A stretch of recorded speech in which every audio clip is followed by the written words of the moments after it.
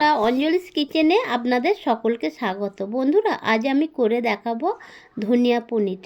এই ধনিয়া পনিরটা কিভাবে করছি আপনারা দেখতে থাকুন। প্রথমে আমি উনানে একটা কড়াই বসিয়েছি। কড়াইয়ের মধ্যে কিছু সরিষার তেল দিলাম। সরিষার তেলটা একটু গরম হতে খুন্তি দিয়ে চারিদিকে ছড়িয়ে দিলাম কড়াইয়ের। তারপরে বন্ধুরা দিয়ে দিলাম ডুমো ডুমো করে আলু কেটে রেখেছিলাম। সেই আলুটা ওই গরম সরিষার তেলের মধ্যে দিয়ে দিলাম কড়াইয়ে। আমার আলুটা মোটামুটি ভাজা হয়ে গেছে বন্ধুরা। এইবারে আলুটাকে আমি তুলে নিলাম। আমার আলু ভাজা হয়ে গেল। এরপরে ওই কড়াইয়ে আবারও কিছুটা সাদা তেল দিলাম। সাদা তেল দিয়ে বন্ধুরা যে পনিরটা ছিল সেই পনিরটা দিয়ে দিচ্ছি তেলের মধ্যে ভাজার জন্য।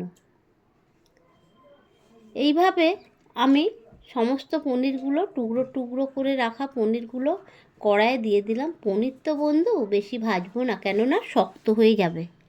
আমার পনির ভাজা হয়ে গেল বন্ধুরা। আমি পনিরটা এইভাবে ভাজা পনিরটা তুলে রাখলাম একটা পাত্রে। তারপরে আবারও কড়াই বসালাম উনানে। কড়াই বসিয়ে তার মধ্যে তেলের মধ্যে গোটা জিরে দিয়ে দিলাম। গোটা জিরা দিয়ে ভালো করে একটু নাড়াচাড়া করে দিলাম।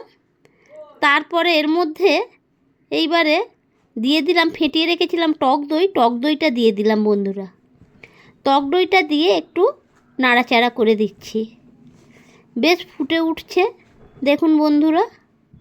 তারপর এর মধ্যে দিয়ে দিলাম সেই টুকরো টুকরো করে কাটা আলু যে ভেজে রেখেছিলাম, ওই ভাজা আলুটা দিয়ে দিলাম।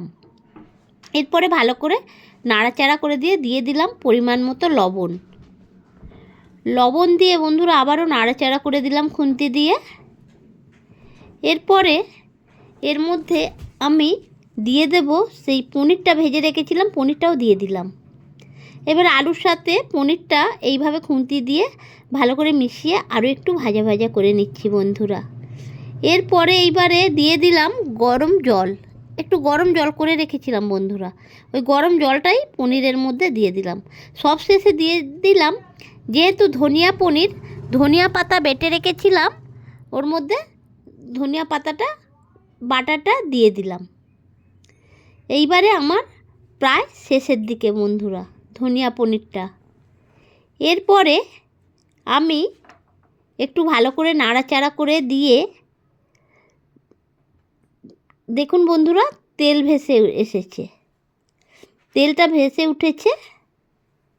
এরপরে দিয়ে দিচ্ছি মশলা, ভাজা মশলা গুঁড়িয়ে রেখেছিলাম, সেই ভাজা মশলাটা উপর দিয়ে দিলাম।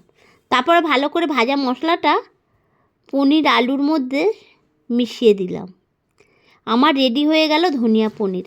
দেখুন বন্ধুরা কত সুন্দর হয়েছে ধনিয়া পনিরটা। আপনারাও এইভাবে বানিয়ে খাবেন, খুব ভালো লাগবে। কেমন?